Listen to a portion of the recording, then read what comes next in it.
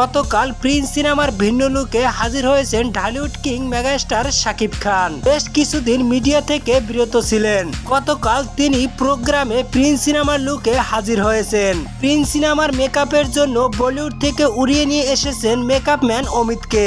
শুধুমাত্র প্রিন্স সিনেমার first look পোস্টারে মেগাস্টার শাকিব খানকে একদম একটি ভিন্ন লুকে হাজির করতে। জানা যায় আজ থেকে মেগাস্টার শাকিব খান প্রিন্স সিনেমার পোস্টারের জন্য ফটোশুটে অংশ নিয়েছেন।